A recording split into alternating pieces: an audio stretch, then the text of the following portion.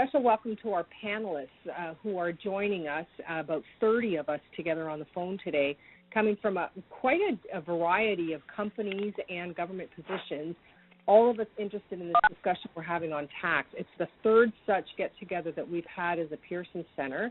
Most of you will know that we're a centrist think tank.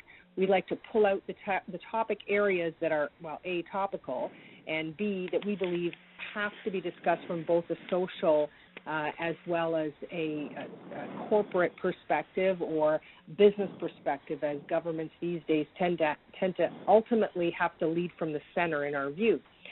We're delighted today to have the Honourable Wayne Easter with us on the phone. He is a chair of the influential Finance Committee. What a time to be chair of this committee. He was first elected 25 years ago in the riding in PEI and is calling in from there today. And, of course, he served in various roles in government over his many years, including Solicitor General of Canada. So welcome, Wayne. We also have Francis Fong, who is the Chief Economist of the CPA, a position he began last February. And prior to that, he was a Senior Economist at TD Bank. So we're delighted Francis is joining. Toby Sanger is with us as well, and Toby is the incoming Executive Director of Canadians for Tax Fairness, and just completing his time as a Senior Economist at CUPE, Canadian Union of Public Employees, and he is a regular performer, let's say, in front of the Finance Committee, so many will recognize him from there as well. And if I can ask, what we'll do today is we're going to have each of them spend the first 7 minutes of our time. Each of them have 7 minutes, and they're going to lay out their views right at the front end, and then we're going to ask for questions. So if I can once again have everyone other than those who are on muting their phone and pressing *6 if required, or on their iPhone just hitting the mic. I know we have the treasurer of the Pearson Center on the line. He's calling in, I think, from Philadelphia today. I know he has a question. So to give him fair warning, I'm going to ask him to prepare his first question when we get into the Q&A session. So if I could ask the Honourable Wayne Easter to lead off for us this afternoon, and welcome again to everyone. Thank you, Sandra, and certainly welcome all. First, I'd thank the Pearson Center for the opportunity to discuss this important issue from the perspective of the Finance Committee and its upcoming work. I might say in beginning that for the most part, I really believe there needs to be a comprehensive review of our total taxation system at some point in the not-too-distant future.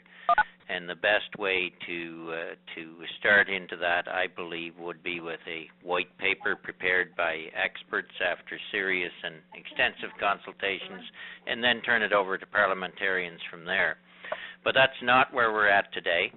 Our main market and our key business competitor is just across the simple border, the United States.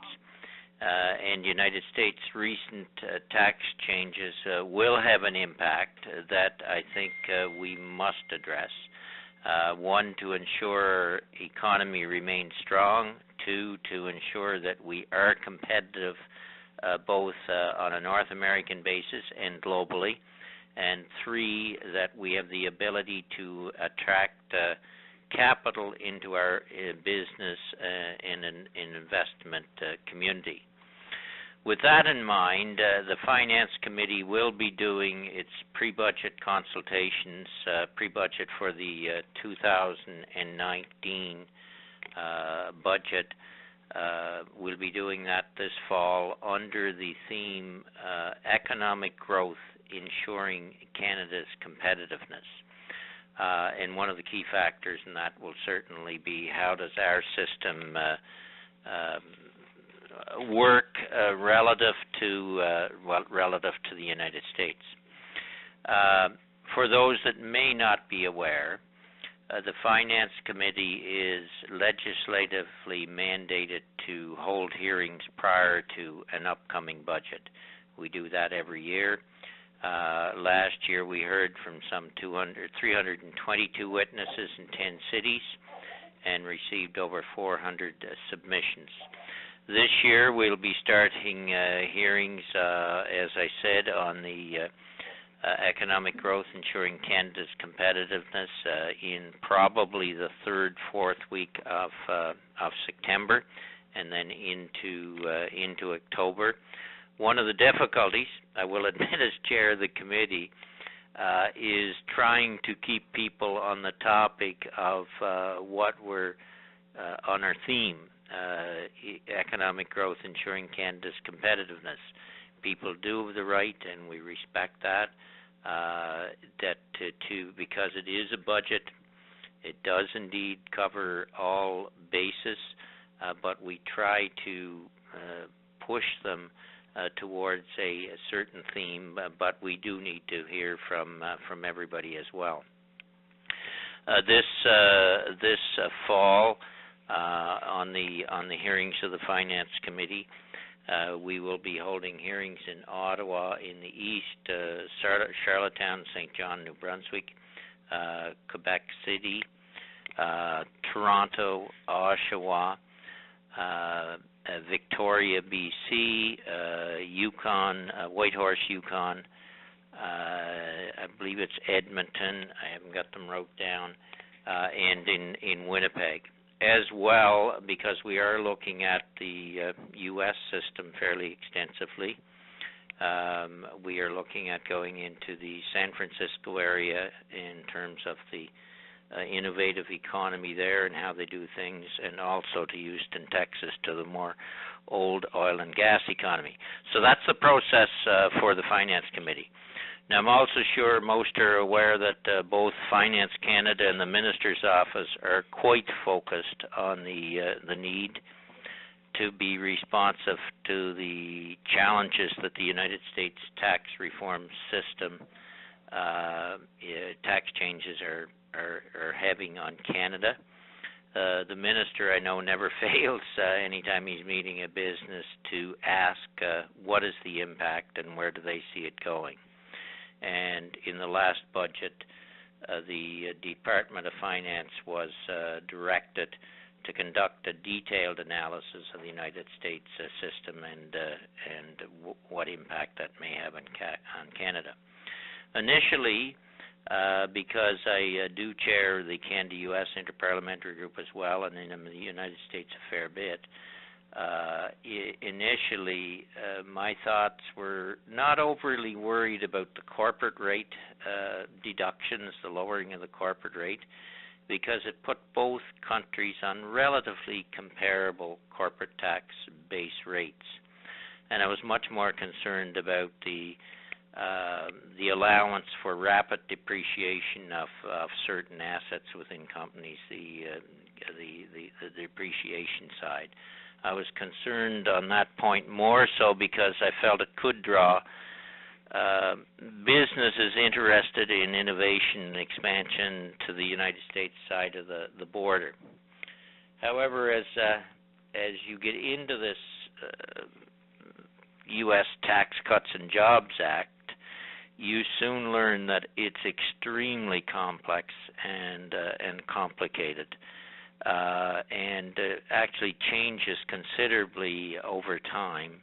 And there's also the impact of the increasing deficit spending. You hear that when you're in the United States as well.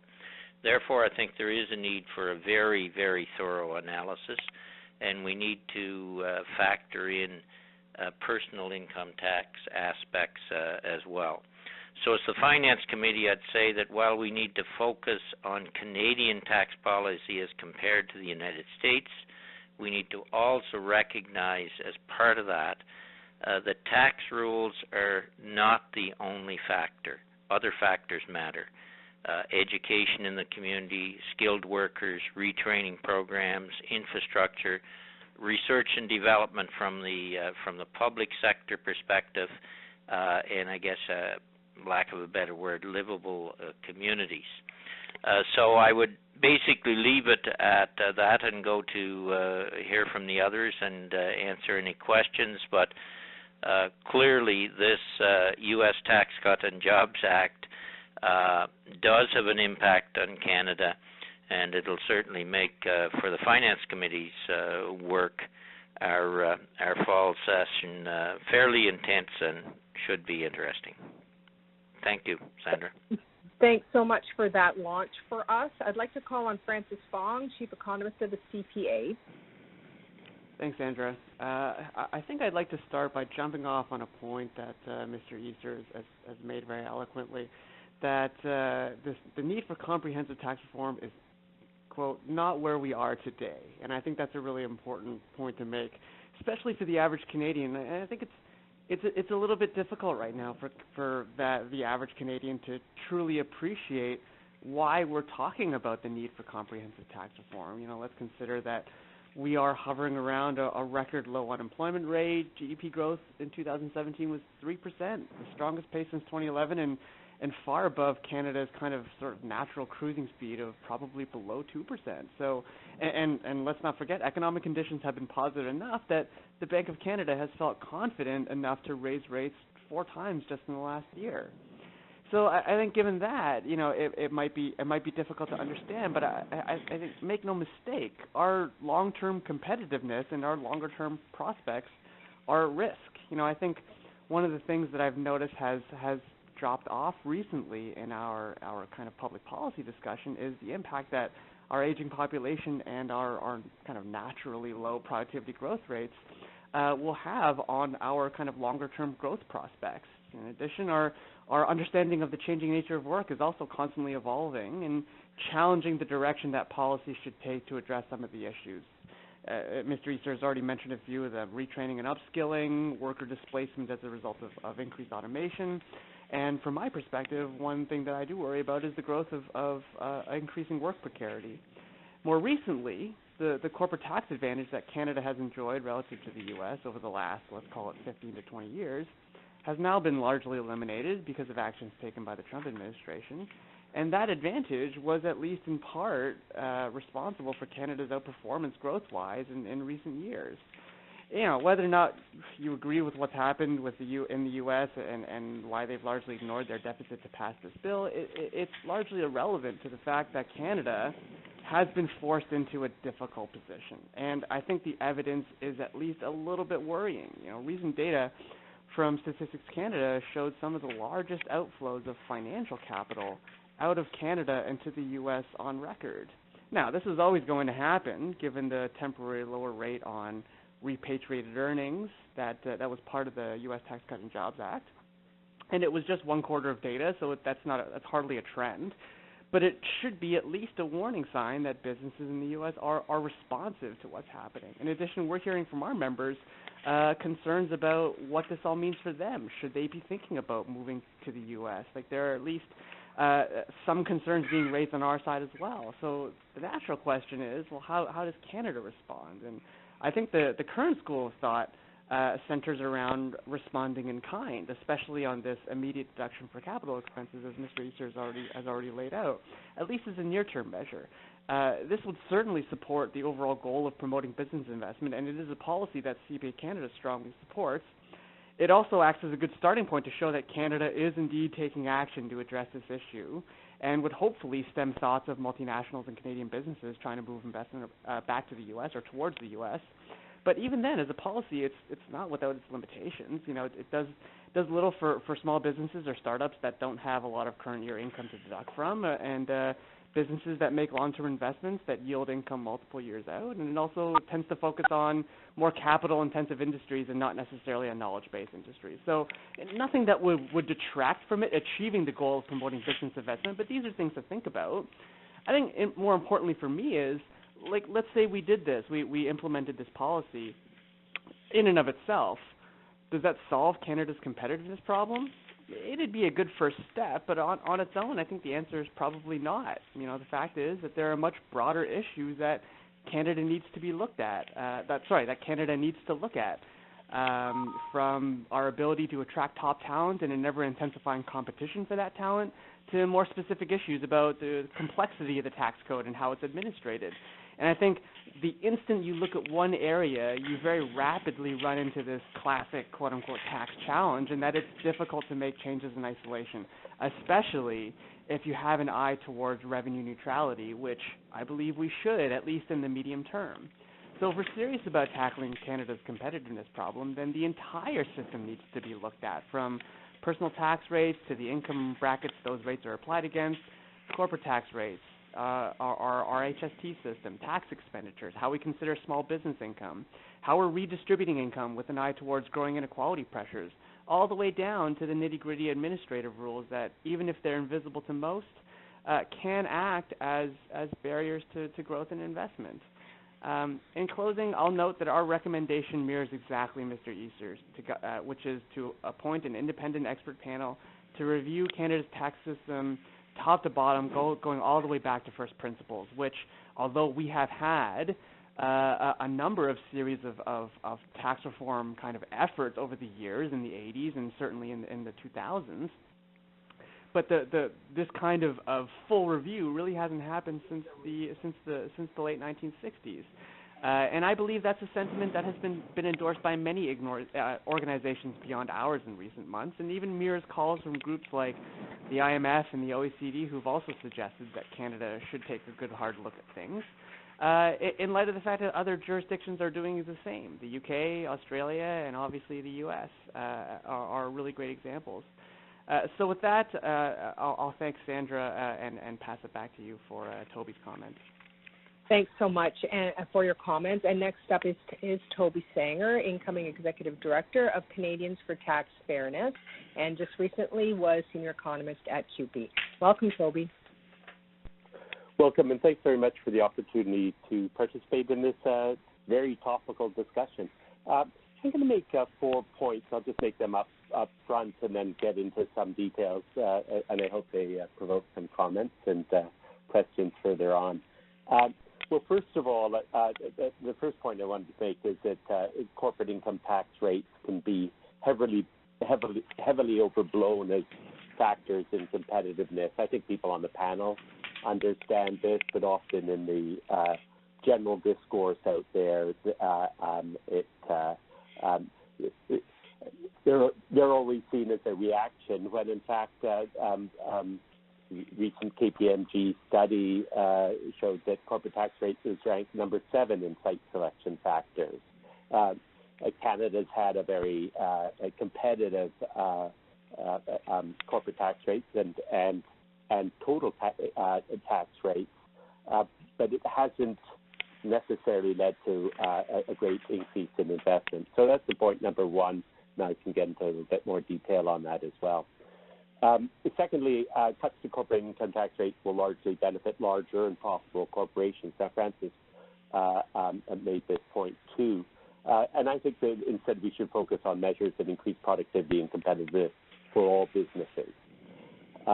Number 3, on taxes, we should first take action against our own somewhat archaic tax measures that already provide significant preferences to large foreign corporations in relation to our domestic companies. And this in particular, what I'm talking about here in particular, is the non-taxation of e-commerce or imports of digital services, which are now becoming much more important and pervasive across the economy. And then fourthly, we should also take action against the downward spiral of international tax competition that is leading to greater inequalities worldwide, while from what I see not doing much to increase overall investment and productivity, while also depriving governments of the revenue that they need to provide public investments and better public services. So those are the 4 points I was going to make. But just to get into the first point first, that corporate income tax rates can be heavily overblown as factors in competitiveness. We have had a lower overall tax rate. KPMG study, PricewaterhouseCoopers study for the World Bank on paying taxes both show that Canada's tax rates, overall tax rates for businesses, are about half those of the U.S. The U.S. CBO comes out with similar conclusions. So even according to Jack Mintz, who generally doesn't see a corporate tax rate that he doesn't want to cut, Canada's METR, an effective corporate tax rate, will be only marginally higher than the U.S. after these changes. The evidence so far, I mean, there's, as Mr. Easter said, It is a complex piece of legislation, a lot of different factors there, and some of the evidence shows that there hasn't been much of an increase to stimulate FDI in the U.S., and some of it might just be some tax shifting. The CBO estimates that most of the gains from the act will accrue to foreign investors and not Americans. My sense is the cuts will also lead to deadweight losses and tax cuts for companies that were going to invest anyhow. There may be some attraction of foreign investment, but that might just be tax shifting and not necessarily result in a lot of real economic activity. In terms of, as Francis has also mentioned, cuts to corporate income tax rates will benefit a smaller group of corporations, and not all of them. And he also mentioned that immediate expensing on machinery and equipment won't benefit all businesses either. I found it interesting that none of the bank economists, the major chartered bank economists, argued that we should be proceeding with a tit-for-tat reduction in tax rates, and the TD Bank said it clearly. We do not believe in a tit-for-tat reduction in tax rates is necessary to guard against these risks, since taxes only form one part of the competitiveness equation. Something that would increase competitiveness, and this was also mentioned in the TD Bank study, is that 20% of overall health spending is borne by corporations in the U.S., while Canadian corporations only bear 4% of these costs. I think we can and should build on these competitive advantages by introducing a national pharmacare plan, which would reduce the cost for prescription drugs for all households and employers. We should also be focusing more, and I could commend the government on focusing on clusters. I think we need to do a lot more in terms of collaboration between industry, employers, and academics on an ongoing way to develop those clusters and to strengthen competitiveness. There had been sector councils before, but they haven't been reestablished. So I've been a bit surprised that the government hasn't done that on an ongoing basis. On the immediate expensing of machinery and equipment, I'm not convinced that it will have a sustained real economic impact. Much of this location-sensitive investment will be much more influenced by trade and tariff considerations and by the whole circus going on with NAFTA. And a lot of the new economy investments are in intangibles, which wouldn't qualify for this. One thing that the Tax Cut Act introduces is a lower tax rate for foreign-derived intangible income. To try and bring that back into the U.S. This is likely to be challenged under the WTO. I think we need to fight back. So instead of providing what we have now is a tax advantage for foreign internet and e-commerce companies, we need to apply the same taxes to those imports as we apply to Canadian firms. But right now we're kind of shooting ourselves in the foot with this.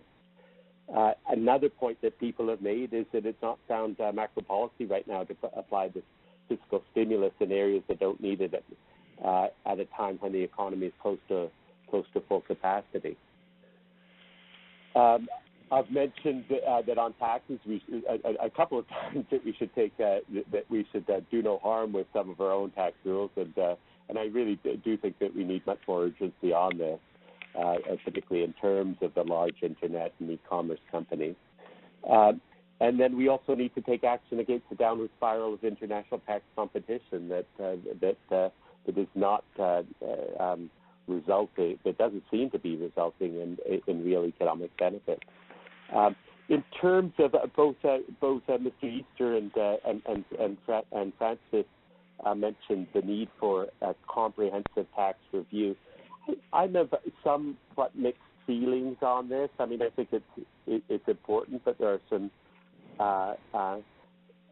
But I think that we really need to think about it in terms of the changing economy, and how much more is becoming digitized. And Francis also mentioned the issue of, well, of course, of inequality and precarity. And I think that it needs to be more than just an expert panel. I think you need to have a more comprehensive discussion that involves Canadians and broader stakeholders, rather than a narrow group of tax experts who are often allied with business interests. So those are some of my views, and I look forward to some comments and questions on this. Thanks very much. And thanks so much for that as well. I was saying at the outset that the treasurer of the Pearson Center, Junaid Mirza, is on the line calling in from Philadelphia, and I promised him the first question just to get us rolling here and people in the mood for asking our panelists some questions. So, Junaid, can I call on you? Yes, thank you very much, and thank you for those remarks. A lot to think about there. I'll start off the first question with really thinking about what's happening from a taxation perspective, as well as from a NAFTA perspective, and if we link that to what we're trying to do in Canada with respect to developing certain industries, the technology sector, linking that with, there were comments earlier about linking that with the Bay Area, and there were reports recently about the growth in the technology sector in Toronto, startup culture in Toronto. Other than tax rates and reducing tax rates, should there be an increased focus on specific incentives to build our competitive advantage, and is that a better avenue for Canada to explore than taking, in the short term at least, while we wait for a comprehensive reform? Who do you want to start, Sandra? I can start on that. I think definitely you have to look at incentives of attracting investment, and I would agree with the other two who were on the panel that productivity is crucial. We have to find ways of increasing productivity, and one of the things that has bothered me about as corporate tax rates have come down, we still see a lot of cash being held by the corporate sector that is not being invested either in new technology or productivity to the extent it should be, and that is one of our dilemmas, and we do have to find ways of addressing that problem. I'd make one other point that really relates to the point you raised on NAFTA and kind of the trade war that we're having with the United States. We're hearing from our agriculture sector, especially, that and the U.S. is trying to compensate losses for that sector this week, announcing $12 billion to cover those losses. One of the problems for us here is whether it's beef, whether it's pork, whether it's canola or grains, when there's an overproduction in the United States and others are not buying their product, the price of our product is actually established in the United States. So there's some things we may be able to fill that void that they're not marketing into. The problem is our pricing is established in the United States. Yeah, maybe I can jump in next. I think you raised a couple of good points. I think it kind of mirrors a line of narrative that we've been talking about kind of peripherally, that there's probably more to talk about beyond taxation in terms of the broader issue around competitiveness. One of the things about the technology sector that I've noticed, or that I've been thinking about at length recently, is we always look abroad to these kind of clusters of industries that have done very well for themselves, Silicon Valley being the obvious one. And we try to almost replicate that kind of model here, but I think one of the key challenges is and I hate to say this, it's just critical mass. Like there's an issue of critical mass that we need to develop before we can get to that point, and that requires so many pieces that need to come together. We need to be talking about the presence of like-minded individuals and other firms that would make a person want to bring their startup here. There needs to be venture capital. There needs to be patient risk capital. There needs to be the kind of the highly educated workforce that those firms require. So, I think this just kind of drives home the point that taxation is one piece, and it's an important piece, but it's probably not the entire piece of it's not the entire piece of the puzzle here. Like there's plenty of things that we can talk about, and I think both Wayne and Toby have already alluded to some of those pieces. Education, obviously, being a good one. So yeah, I think it's definitely an important conversation to have that forms that broader piece. I also think though that that tax tends to get, I think, a lot of focus because it is still, regardless of all the other things that governments will do, it is still the biggest kind of weapon in our arsenal to address a whole host of issues. Should we be depending on the tax system for all that we do? Probably not, which I think is part of what we're getting at when we talk about the need for comprehensive tax reform. Like we depend on it to do things that it probably shouldn't be doing. But on the same token, I think that's why a lot of folks tend to go there first, because it is the single largest tool in our toolbox to do these things. Thank you for that. I do have a gentleman on the line. I'm just getting up his name here. Let's see, and I think he's got to unmute his phone. That's Sandeep, who's on from Uniform. Sandeep Kakan is on the line. Do you have a question? Yes. Hi. Thank you for the opportunity for the question, Sandra. Could we please have the panelists, especially Honorable Wayne Easter, reflect on the government's response through tax policy impact into creating childcare spaces? And I'm pretty sure that ties into your good conversation about productivity and how subsidizing low-income and middle-income families nationally can improve on productivity as well. Well, I think you pretty well said it, Sandy, in your question. It does. I think the candidate child benefit, and I know if I look at my own province in Prince Edward Island, where it is not taxable, that has really pushed a lot of more money into the economy. And it's also given the opportunity for the second spouse to enter the workforce and so on. So I think it actually spreads in a lot of ways. One, it puts money into the economy. Two, it frees up those skills of others to enter the workforce and apply their knowledge and skills in the workforce. So it definitely does have an impact. I know even from my own staffing point of view in the constituency office, and I live in a rural area, when rural daycare became available, it just made a tremendous difference in terms of, especially one of my staff members, who has a child with some challenges, made all the difference in the world in terms of her being able to come to work and being productive in her job and not having to worry about the home front while she's here.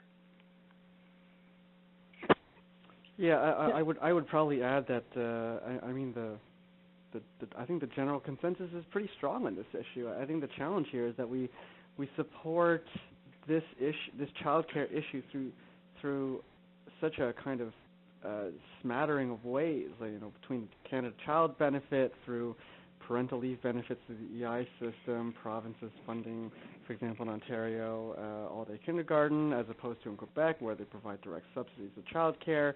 All of these things are aimed at essentially the same thing, helping Canadian families, especially those with children, to allow both parents to remain engaged with the workforce. And I don't think there can be question about the kind of the logic behind having those programs. I think really it's just about how do we best do that. I think we've looked for many years to Quebec's program as a strong model, and I think there's movement towards that. It seems, so I wouldn't be surprised if there was continued movement going forward. If I could just add on that, I have to say I was quite surprised maybe about a decade ago when I saw going through the World Economic Forum a competitiveness report, and they had availability of affordable childcare as an important factor on that, as well as a whole lot of other factors in terms of education and the quality of infrastructure and other costs. But often people don't necessarily think of that as a real competitiveness advantage. And we know that Canada's public health care system is a big competitive advantage for businesses compared to the United States. And so I think we really need to focus on some of those areas. One thing that I've also been struck with over the past number of years is while our overall corporate tax rates and effective corporate tax rates have declined, it hasn't. We haven't seen an increase in investment in machinery and equipment, and on the contrary, it's declined. I'm not sure that people really understand why that's happened. I mean, I've got some theories myself that might be because of profit, satisficing as opposed to maximizing, and might be some other factors. But also at the same time, the world is changing in terms of types of investments that are important in the new and growing economy. So before we go and spend a whole lot of money, hundreds of millions or billions, on further tax cuts, I think we really need to have much more of a deeper thought about what sort of impact these are having. Will they really have an impact in real economic activity and in growing jobs, or is it just a reaction to match what's happened in the U.S.? And what's happened in the U.S., most of that money has gone to benefit shareholders and not necessarily create more jobs. Thanks for that question, Sandeep. And if I could ask our panelists who are answering, just before you jump in with a comment based on the question, could you identify yourself so our listeners know who's answering at the time? And next up, we've got David. David Podrozny is from the Chemistry Industry Association. He's on the line with a question. Sorry, just had to take off mute there. I appreciate the thought that we do need to do a comprehensive study, but I think the reality is that the U.S. has already undertaken its tax reform. It's already got in place two aspects of competitiveness. One is the corporate tax rate, which marginal effective tax rate is now well below what ours is, and it used to be well above. But just as important, it introduced a 100% accelerated depreciation allowance. In the last 10 months, we estimate in our sector alone about $20 billion has gone south rather than being competed for at our historic 10% rate of winning investments. We're in the 1-2%. I would also argue that we've lost a lot of investments because there's been an aggressive pursuit of investments by the U.S. through incentives and so on. So my question really is, our review is going to take a lot of time. And in the meantime, with us losing investments and investors putting money where they get the best return, which should mean they should go south, can we act immediately? Can we do something right now to address the imbalance? I just open that to any of you. Wayne Easter, I will start. Yes, I think there probably is. I think, and you probably heard the minister say this, that we had to be careful not to get into a kind of a knee-jerk reaction or a tit for tat exactly. And as I said in the beginning, I think our corporate tax rates, I wasn't not so worried about that because we're pretty well in balance. But the accelerated depreciation allowance is certainly an issue that in some industries, and yours sound to be one, that will in fact draw capital into the United States. So we have to address those kind of concerns on an urgent basis. But as you get into these U.S. tax changes, it is not. I think as you dig into it further, you find some of the benefits that look there on the surface in the beginning may not be there long term. And it changes as you go down a number of years in terms of their tax code. So we have to be very careful on what we do. But there is, and I think that's why this feedback is so important, David, and why the minister in both Finance Canada are also looking for feedback. There are a number of things that may have to be addressed in the fall economic statement, and we have to be conscious of that and willing to make moves if necessary. I just come back to the comprehensive tax reform. That is a much longer thing. We have to address the issue that's right before us at the moment, and that is the changes that the United States has made to their tax system. Thank you. Yeah, it's Francis Fong. I just want to add maybe a couple of comments. It's whenever I hear stories like yours, David, it's a challenge there because certainly I think there are certain industries that will be more impacted by what's going on relative to the U.S. than others. And then you look at like some of the aggregate data, and net direct investment actually grew at a relatively fast pace here in Canada. And kind of digging into the details, a lot of it was businesses reinvesting retained earnings here in Canada, multinational businesses reinvesting retained earnings here in Canada. So it's hard. I think it's tough to reconcile sometimes between the lived experiences of people that are actually seeing this stuff on the ground day to day. Like, hey, my business is it doesn't make any sense for me anymore to keep my business here. And on the other hand, you're not going to hear from the businesses that aren't impacted, and you see this aggregate data, and it doesn't always align. So I think I think that's why I will mirror Mr. Easter's remarks that this, I think it would be a natural reaction to kind of say like, hey, we need to do something about this in the near term, and that's actually why we supported kind of looking at this or matching the U.S.'s immediate deduction on capital expenses.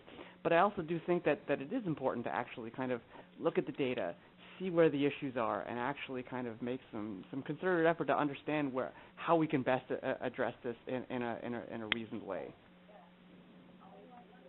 I have two more in a lineup for questions, so if we could make this next part just a bit shorter. Did we have any more responses for our last question? Sure. I just wanted to echo Mr. Easter's comments that a lot of these changes in the U.S. Tax Cut and Job Act will expire after a certain period, and so it is complex. And I would suggest that if we're going to make some changes, maybe we should have them with some sunset clauses and with some independent review of their effectiveness. We don't tend to do that in tax policies. We do it in other forms of spending, but maybe we should also do that in terms of tax policy as well. Very good. We've got Dr. Jonathan Califf on the line. He's calling in from Moscow, so we have a Canadian in Moscow. Welcome. Thank you very much. I'm in Moscow attending the end of posting party for our wonderful Canadian ambassador out here. So it's a good time to be out here. It's a question that's really relevant to the type of work that I do across Canada. So for a person or a company, the competitive tax means I'm looking at both the federal and the provincial taxes combined. And each province seems to have a different idea of what they want to do. So what is the role that you're seeing of each level of government, given that you have differing priorities and political philosophies? How do we get it?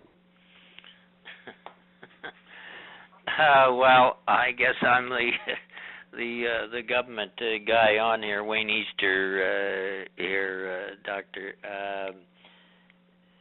That is really a very loaded question in these times. I don't think we've seen a prime minister come into office who has tried as hard to be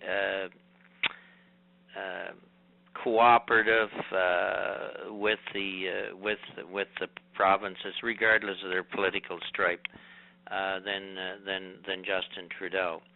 And I think we're now seeing it on carbon pricing, where we felt we had a very substantive agreement. We're moving forward over that a number of years. These things are always complex. And now the political landscape is changing, and sometimes politics gets in the way of what I would determine is a reasonably good policy. The only thing you can do on that area, and it is really complex. It's also complex on the U.S. side, though. I'm as I said before, I'm down there a fair bit. And the only thing you can do is show the willingness to listen, that our ideas coming from the federal government may not always be the cat's meow, may not be the best, and we've got to find a way of finding a reasonable compromise that we can move forward together on a great deal of complex issues. It's Francis Fong here. Just to add, obviously this is a really important issue, and the line that I always hear around the office is, ultimately there's only one taxpayer. The one taxpayer couldn't care less about whether their tax dollars are going to the federal provincial governments. It's just a matter of if one is saying one thing and the other's not saying the same thing. It on net it doesn't matter. So I think coordination is absolutely critical here. I'd also note that a growing share of the tax burden is also coming from the provinces, and I think that's a natural function that Canada's federation is unique in the world, and in that, as a share of total government spending, Canada's kind of subnational spending is the largest share in the world because health and education being provincial jurisdiction, they just happen to be the largest pieces of the pie. So I think given that kind of unique position, if anything, Canada's in an even more kind of difficult circumstances in trying to coordinate, but that coordination is absolutely key here.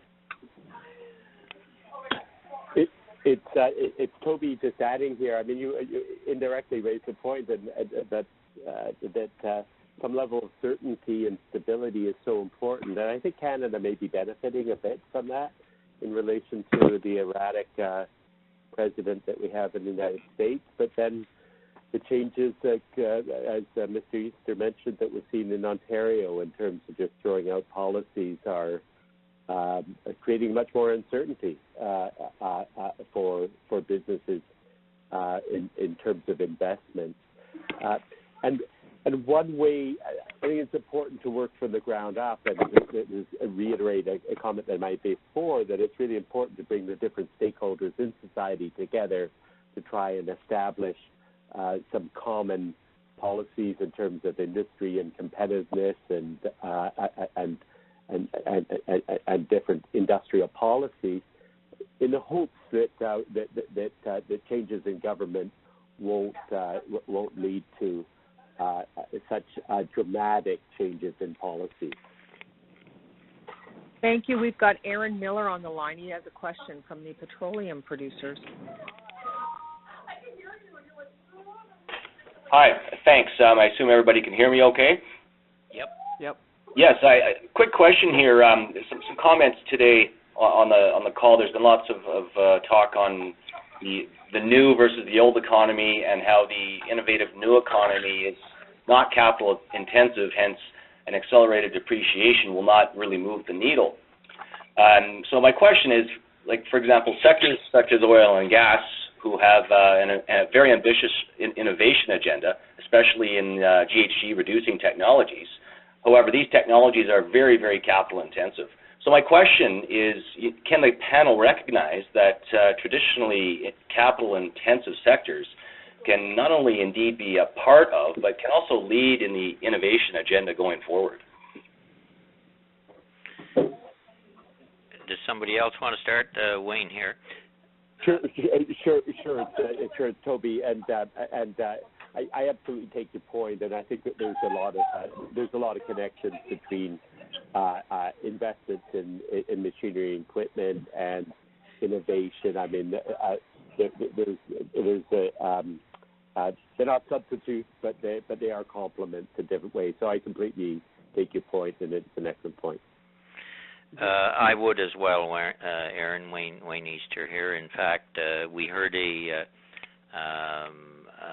fair bit along those lines when the Finance Committee was in Calgary last year during our pre-budget hearings, and innovation in the capital-intensive industries, and if you want to call it an older industry, that's fine, but it's just important as others across the piece. And I think if people would be realistic and look at the I can't find the right word, but the innovations and how the oil and gas industry has lowered the cost of production of a barrel of oil because of those innovations over the last dozen years. It's pretty important. Yes, it's Prince Fong here. Just let me interrupt for one moment. Whoever is sitting by the pool side, if we could get you to just mute your line until you're speaking, that would be terrific. Sorry, we've got one more panelist with a response. That helps. Thank you. Thanks, Sandra. Yeah, Francis Fong here. Aaron, I think you were addressing my point about how the immediate deduction for capital expenses helps some businesses, but not all businesses. I think the point that I was trying to make there was and again, I think it's a policy that our organization, CPA Canada, supports quite strongly as a near-term measure to address the competitiveness challenge. I think that the point I was trying to make was that in isolation, it doesn't address kind of the entire competitiveness issue, that it would be kind of one piece of the puzzle. So certainly I would recognize that the oil and gas sector plays actually, I think the oil and gas sector has actually played a very unique role in Canadian public policy these past few years. There's actually been quite a bit of interesting research to suggest that the oil and gas sector has been responsible for the development of a lot of middle-skilled, middle-class, middle-wage jobs that has actually kind of weighed against some of the inequality pressures that the U.S. has faced in its kind of polarization of the labor market. So, I definitely had not intended on diminutizing the importance of capital-intensive industries with my remarks.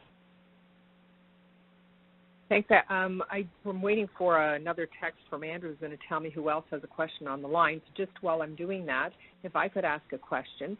With the experience that I had in investment attraction internationally, I can tell you that even though corporate income tax rates aren't at the top of the list on why people ultimately invest in a country or not, it is absolutely what gets thrown up the flagpole and waved around to make people look.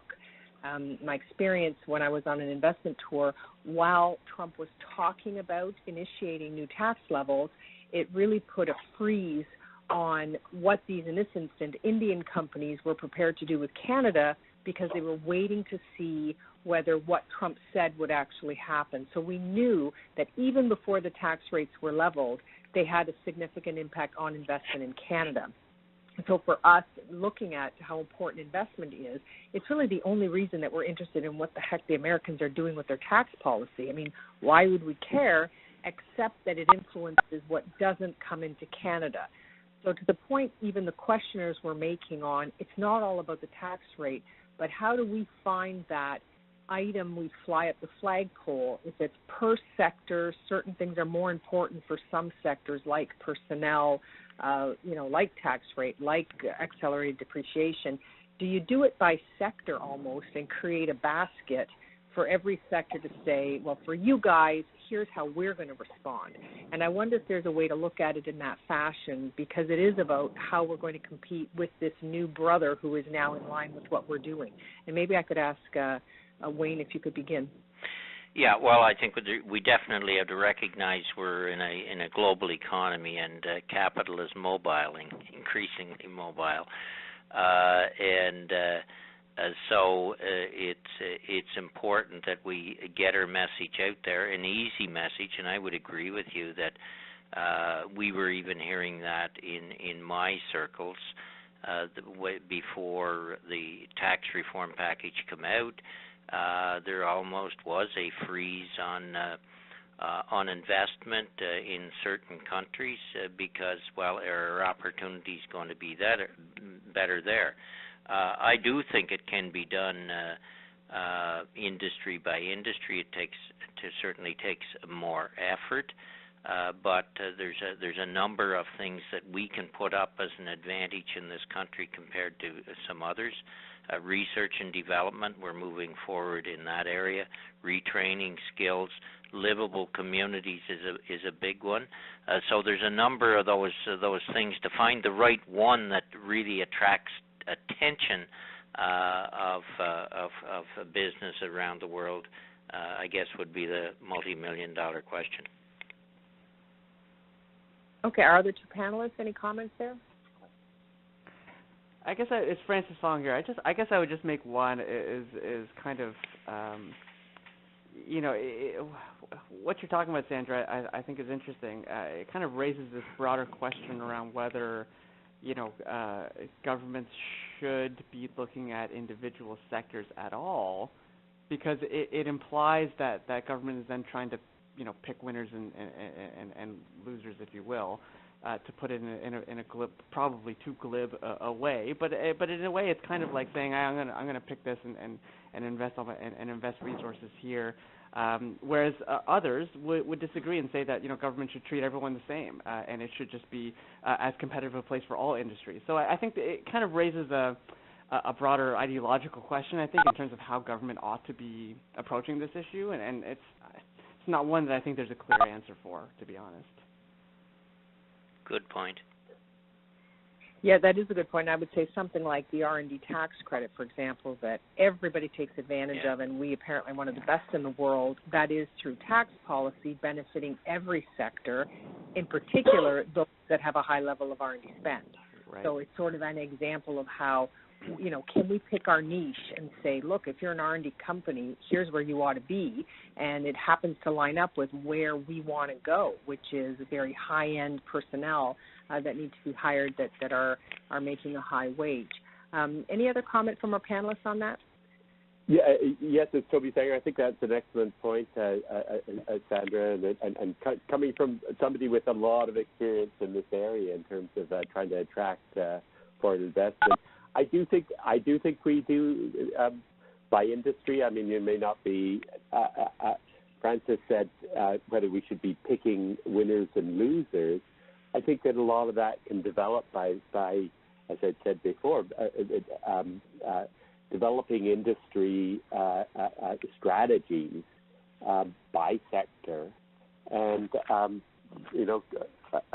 mean, obviously trying to find a whole lot of different policies that support the separate industries, but it's also important to find something to fly up the cycle. I mean, looking back, and seeing what industry sectors that we do have, it's interesting to see how they've developed, and a lot of it still the whole Michael Porter's cluster strategy approach still applies many decades later. Thank you so much. And we have run past our hour, so I wanted to wrap up with a sincere thank you to our Honorable Wayne Easter, to Francis Fong, to Toby Sanger, to those who came forward with questions. We are doing a report as the Pearson Center. If some of you do have some comments that you would like to make in this regard, if you could forward them to us, you can see all of the detail to contact us on our website at the Pearson Center. And whether it's a comment or a question, we'd be happy to take it from you. So thank you so much. Andrew, over to you. Thank you. That's it. Thanks, everybody, and we're done on time. Thank you for being part of this. Thanks, Andrew. It was kind of fun. Great. Bye-bye.